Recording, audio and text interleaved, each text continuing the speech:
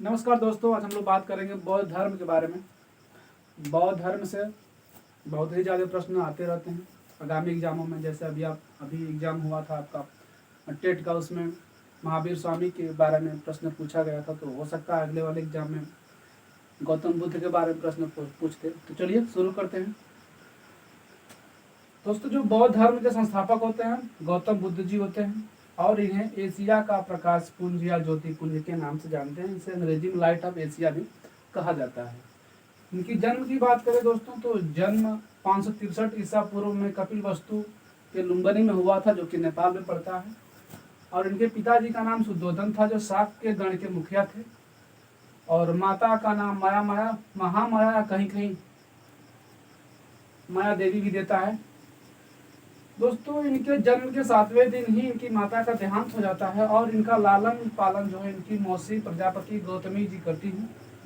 और बुद्ध जी के बचपन का नाम सिद्धार्थ होता है। 16 वर्ष की अवस्था में इनका विवाह इनकी पत्नी यशोधरा से हो जाता है, और इनसे उत्पन्न होता है एक पुत्र जिनका नाम होता है राहुल। दोस्तों, एक बार ये अपने सारथी चाण या चन्ना, जिनका कहीं कहीं नाम मिल जाता है, और अपने घोड़े कंथक के साथ राज्य के दरबार में निकलते हैं घूमने के लिए। और वो देखते हैं कि एक शव को देखते हैं, उसके बाद एक बीमार व्यक्ति को देखते हैं, एक वृद्ध व्यक्ति को देखते हैं, और एक सन्यासी को देखते हैं। सन्यासी देखते हैं और पूछते हैं इनमें अंतर क्या है।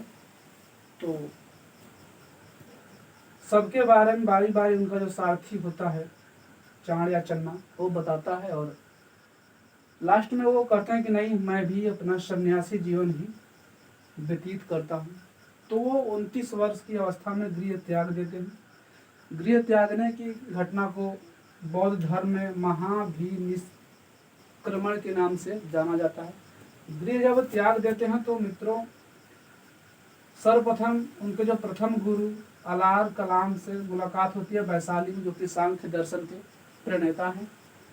उसके बाद वो राजगृह जाते हैं। राजगृह में उनकी मुलाकात जो है रुद्र रामपुत्र से होती है, जो उनके द्वितीय गुरु होते हैं। और उन्होंने प्रथम उपदेश अपना सारनाथ में दिया था, जो कि उन्हीं के उपासक होते हैं 5 पांडव।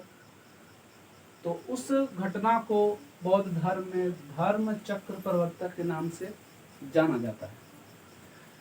अगर बात करेगा मित्रों कि सर्वाधिक उपदेश की, तो सर्वाधिक उपदेश उन्होंने श्रावस्ती में दिया था।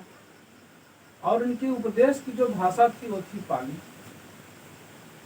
और उनका मृत्यु मित्रों 488 ईसा पूर्व में कुशीनगर कशया देवरिया उत्तर प्रदेश, जिसे बौद्ध ग्रंथों में महापरिनिर्वाण के नाम से जाना जाता है। इधर देखते हैं मित्रों, 6-7 पॉइंट हमने लिखे हुए हैं। ज्ञान की प्राप्ति, 6 वर्ष की कठिन तपस्या में अन्न जल त्याग देते हो, और 35 वर्ष की अवस्था उस समय उनकी हो जाती है।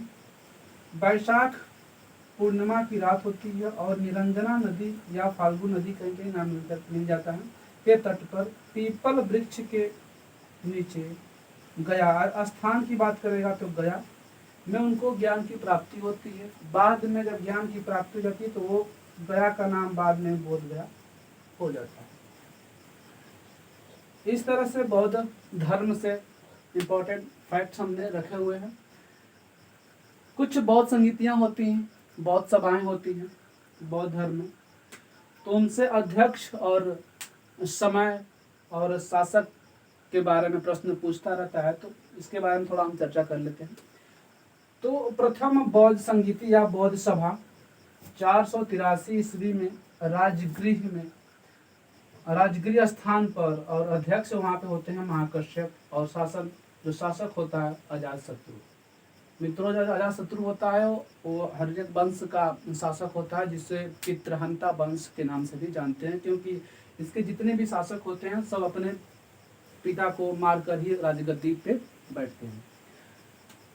दूसरी बौद्ध संगति 383 ईसा पूर्व में वैशाली, जिसके अध्यक्ष होते हैं शबाकामी, और जो शासक होता है कालाशोक। इसे कांकवर्ण के नाम से भी जाना जाता है। तीसरी बौद्ध संगति मित्रों 255 ईसा पूर्व में पाटलिपुत्र, जिसे अभी पटना के नाम से लोग जानते हैं। प्राचीन नाम एक और मिलता है इसका, कुसुमपुर, जो पटना का प्राचीन नाम है कुसुमपुर, और पटना को उदयन ने बसाया था। इसमें जो अध्यक्ष होते हैं मोगली पुत्र किस्य होते हैं, और जो शासनकाल होता है वो अशोक का होता है, क्योंकि आप लोग जानते हैं कि अशोक ही बहुत ही महान बौद्ध धर्म का अनुयायी था। इसने अपने 2 पुत्रों को संघमित्रा और महेंद्र को श्रीलंका में बौद्ध धर्म के प्रचार के लिए भेजा था।